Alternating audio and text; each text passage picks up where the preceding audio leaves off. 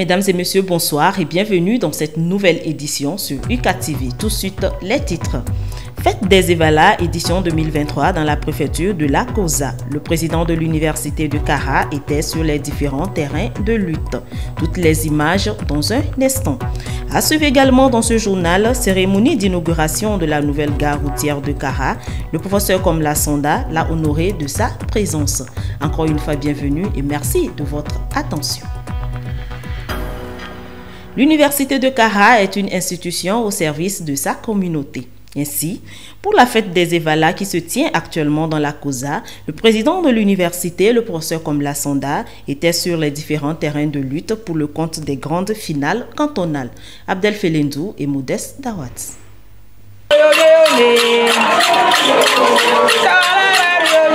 Comme à l'accoutumée, au cours du mois de juillet, le peuple kabien célèbre sa fête initiatique des Evala. L'édition 2023 a tenu toutes ses promesses dans les différents cantons de la préfecture de la Kosa. Ainsi, que ce soit à la finale cantonale de Tchichao, Yadé, Bou, Pia et bien d'autres cantons, le président de l'université de Kara, professeur Komla Sanda, y a pris part aux côtés de son excellence M. Faure Essozimina Nyasingbe, président de la République togolaise. Ces finales se sont déroulées sous la coordination des chefs de canton et des encadreurs. Les Evala, c'est une étape cruciale dans la vie d'un jeune kabien.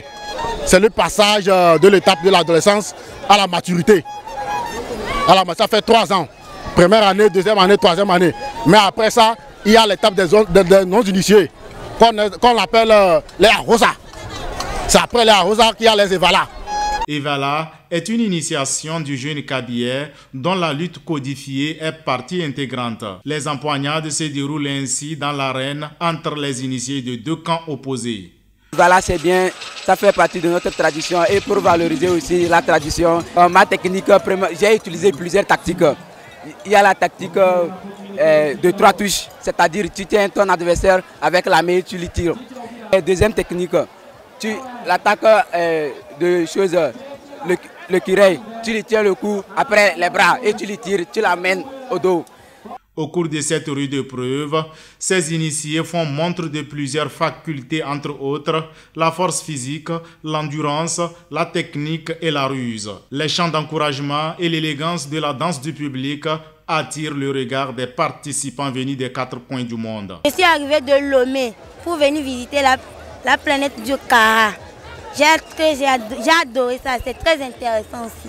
J'invite tous ceux qui sont à Lomé de venir à Kara parce que la fête des Evala, c'est très intéressant. J'ai plus qu'adoré. Je suis venue sur les Evala parce que j'aime beaucoup la tradition. Bon, l'ambiance, selon moi, ce que j'ai vu est que ceux qui se sont habillés en noir, en culotte rouge, ont plus gagné que ceux qui se sont habillés en culotte blanc. Pour un bon déroulement de cet événement, toutes les composantes des forces armées togolaises ainsi que la police universitaire de Kara sont mobilisées pour la sécurité des spectateurs.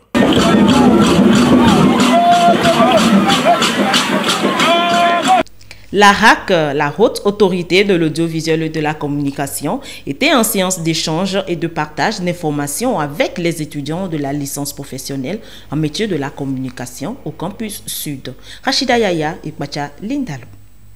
Les membres de la Haute Autorité de l'Audiovisuel et de la Communication, HAC, se sont entretenus le 11 juillet dernier avec les étudiants de la licence professionnelle en métier de la communication, LPMC, de l'université de Kara. La séance s'est déroulée en présence de M. Willy Brand Pitalunanitelu, président de la HAC, et du professeur Komla Sanda, président de l'université de Kara. La rencontre a été l'occasion pour les étudiants de la licence professionnelle en métier de la communication d'être principalement outillés sur les exigences du métier de journaliste dans lequel ils sont appelés à exercer au sortir de leur formation. L'objectif visé est de renforcer la capacité de nos apprenants à travers, disons, les éléments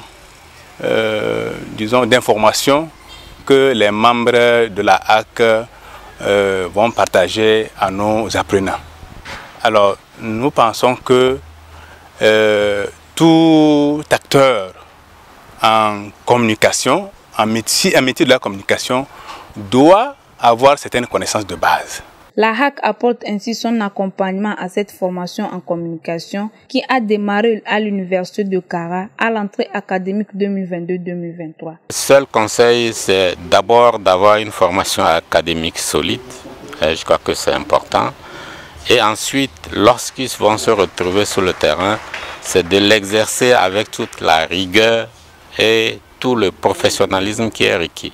Vous savez, c'est trop facile de retrouver dans les organes des personnes qui pensent qu'elles sont journalistes, mais c'est plus difficile lorsque vous devez vous confronter aux réalités du métier. On a toujours dit le journalisme mène à tout. 21 au total, dont 15 filles et 6 garçons, ces étudiants premiers bénéficiaires de cette rencontre d'échange et de partage n'ont pas manqué d'exprimer leur joie et satisfaction. Cette rencontre nous a permis de découvrir ce qu'est la HAC, ses missions et puis les différentes difficultés que les journalistes rencontrent sur le terrain et ce qui nous attend une fois au sortir de cette formation. Promettons mettre en pratique tous les conseils attribués à notre égard à la sortie de cette licence professionnelle. Pour mémoire, la licence professionnelle en métier de la communication forme en 3 spécialités: le journalisme, la communication digitale et la communication en langue de signes. Le professeur Komla Sonda a participé à la réception provisoire de la nouvelle gare routière de Kara. Cette cérémonie était couplée de la signature d'un accord de partenariat entre la GIZ et la Chambre de commerce et d'industrie du Togo, 2 partenaires inconditionnels de l'université de Kara. Ukoba et Fortuné Kouyao, reportage. C'est dans la salle de réunion de la nouvelle aérogare de Kara Sud, le 10 juillet dernier, que s'est déroulée la cérémonie de clôture de l'atelier de renforcement des capacités des lauréats Tremplin Startup UEMOA. C'était en présence des autorités administratives et civiles, au rang desquelles le professeur Komla Sonda, président de l'université de Kara. Les bénéficiaires de cet atelier de formation sont les lauréats des 2 premières éditions de l'initiative Tremplin Startup, un concours organisé par la Commission de l'Union économique et monétaire ouest-africaine en collaboration avec les chambres consulaires de ces pays membres. Le programme Startup UEMOA rentre dans le cadre de la mise en œuvre de la politique d'industrialisation communautaire. Et donc, c'est dans ce cadre-là que la Commission de l'UEMOA a identifié, tenant compte de l'environnement mondial, l'émergence des startups comme pouvant contribuer à la création de richesses et d'emplois dans l'espace UEMOA. Au cours de cette formation, les cabinets qui ont été retenus pour accompagner la formation ont pu être à la hauteur des attentes de nous les participants. Parce qu'à la fin, il y a eu des évaluations et tous les participants étaient unanimes de l'importance que revêt chaque module qui a été développé au cours de ces séances de formation. Cette cérémonie a été couplée de la signature d'une convention de partenariat entre la Chambre de commerce et d'industrie CCI Togo et la GIZ, 2 partenaires clés de l'université de Kara. Le tremplin Startup UEMOA est un concours qui permet aux jeunes qui s'exercent dans l'entrepreneuriat de montrer leur talent. Et effectivement, il y a donc sur les 2 éditions dernières des Togolais qui ont été primés. Et vous avez compris au cours de la séance tout à l'heure que le premier de toute la sous-région UEMOA est un Togolais. Cette cérémonie s'est achevée avec la réception de la nouvelle aérogare de Kara Sud. La construction de cet édifice a été possible grâce à la parfaite collaboration de la CCI Togo et de la commune Koza 1. Je voudrais à cette occasion dire toute notre reconnaissance à la Chambre de commerce, à la présidente de la Chambre consulaire en particulier, et aux hautes autorités, particulièrement les chefs de l'État, qui a orienté justement cette décision de construire cette belle infrastructure pour l'économie locale, pour développer le potentiel économique de notre commune. Notons que l'infrastructure a été construite sous la supervision de la société IKPM, une société en charge du contrôle des travaux. Toujours dans le cadre de cette nouvelle gare routière, le président de l'université de Kara était présent à la cérémonie d'inauguration de cette infrastructure aux côtés du ministre en charge du commerce. Plus de précisions toujours avec Ukoba et Fortuny Kouyao.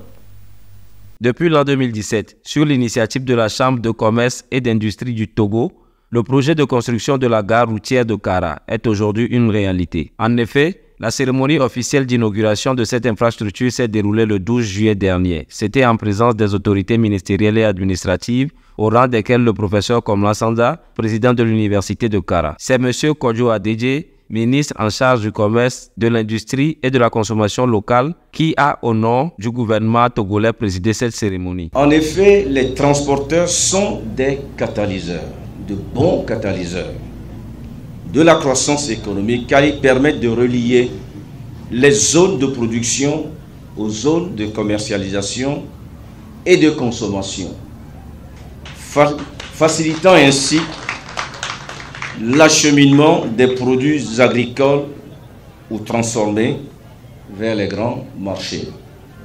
Sans vous, la marchandise restera là où elle est. Et sans vous également, l'homme ne pourra que faire de petits déplacements. Mais les grands, c'est vous. Cette infrastructure a été une réalisation de la Chambre de commerce et d'industrie du Togo en collaboration avec la commune Koza 1, avec laquelle une convention de partenariat a été signée. Tant attendu, ce joyau permettra de décongestionner les routes de la ville de Kara, des stationnements anarchiques et de faciliter la mobilité des populations. Aujourd'hui, c'est une fierté pour nous. Et on dit souvent que mieux vaut tard que jamais. Et on attend souvent dans les autres pays la modernisation des gares routières dans le transport. Et aujourd'hui, l'État a pris en charge pour la modernisation du secteur. Et quel qu'en soit le cas, aujourd'hui, ça a eu lieu et nous avons vu les actes concrets. Et nous nous réjouissons pour cette opportunité, ce que l'État a mis à notre disposition. Donc ça, c'est une fierté pour nous, c'est une fierté que nous avons acquis ça aujourd'hui. D'une superficie de 11 250 mètres carrés, composé de 15 boutiques, l'édifice ainsi inauguré est un site qui servira non seulement de gare routière, mais aussi de centre d'accueil pour les opérateurs économiques. Pour finir cette édition, la Chambre de commerce et d'industrie du Togo, partenaire de l'université de Kara, et dans sa vision sociale de donner une éducation de qualité aux plus démunis, était à l'ONG ODPE. Pourquoi cette visite? Élément de réponse dans ce reportage signé Abdel Felenzo et Fortuny Kouyao. Faire bénéficier à chaque enfant togolais d'une éducation de qualité en donnant la priorité aux plus démunis et aux plus vulnérables. Voilà ce qui justifie le soutien en nature apporté par Mme Nathalie Bito, présidente de la délégation spéciale consulaire de la Chambre de commerce et d'industrie du Togo, le 11 juillet dernier, à l'Organisation pour le développement par la promotion de l'enfance ODPE à travers son centre d'accueil, d'éducation et de réinsertion sociale. Aujourd'hui, la Chambre de commerce a décidé d'être à l'orphelinat ODPE pour apporter, ce n'est pas grand-chose, à nos jeunes enfants, nos petits qui sont là, nos petits orphelins. Comme je l'ai dit tout à l'heure, personne ne choisit la famille dans laquelle il va naître. Personne ne choisit de naître à Kara, à Lomé, aux États-Unis, à New York, j'en passe. Personne ne choisit le trottoir sur lequel elle va apprendre à marcher. C'est vraiment la loterie de la vie. Et ces enfants n'ont pas choisi la situation dans laquelle ils se retrouvent aujourd'hui. En effet, l'ODPE est une organisation créée le 30 octobre 1994 qui a mis sur pied le centre d'accueil Foyer Sainte-Marguerite le 1er mars 1998. Elle a pour but d'aider les jeunes démunis, les orphelins et les enfants de rue. Ainsi, elle assure leur éducation, leur intégration sociale et professionnelle. Aujourd'hui, avec le démarrage de Madame la Présidente, donc, je souhaite que les autres emboîtent leur pas pour qu'on ait plus de donations et avoir, puisqu'on a beaucoup de demandes mais on n'a pas les moyens pour, n'est-ce pas, recevoir ces enfants encore qui sont dans les rues et des orphelins également. Ils étaient environ une trentaine d'enfants présents pour accueillir la présidente, accompagnés des élus locaux pour réceptionner ce lot de vivres et de non-vivres. Tout joyeux, les enfants de ce centre d'accueil, dont les étudiants de l'université de Kara, ont exprimé leur joie et témoigné de leur gratitude à l'endroit des généreux donateurs. J'ai été accueilli à l'ONG ODPE en 2001 et depuis lors, ma présence à l'ODPE m'a beaucoup m'a beaucoup fait du bien parce que j'ai reçu une meilleure éducation et maintenant je sais comment prendre soin de moi dans la société. Les enfants de l'ODPE, à travers ce don, trouvent une lueur d'espoir pour leur prise en charge. Avons besoin d'être soutenus. C'est tout pour cette semaine avec cette pensée de Jean-Pierre Trudel. Je cite, « On devient plus fort en prenant conscience de ses faiblesses. » Fin de citation. C'est donc sur ces mots que nous vous donnons rendez-vous la semaine prochaine pour d'autres informations. D'ici là, portez-vous bien. Agréable week-end. Bonsoir.